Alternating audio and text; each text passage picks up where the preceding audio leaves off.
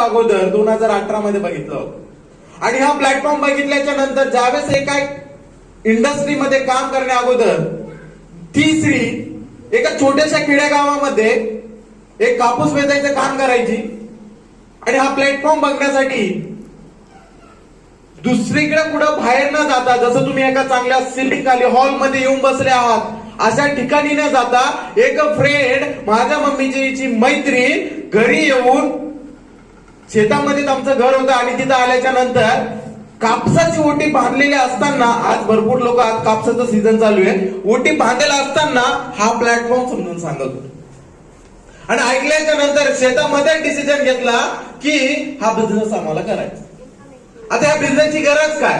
कारण की 200 रुपये रोज कमवत असताना, कारण की आज परिस्थिती बिकट होती आणि परिस्थिती बिकट आहे म्हणून घर खर्च चालत नव्हता, त्याच्यासाठी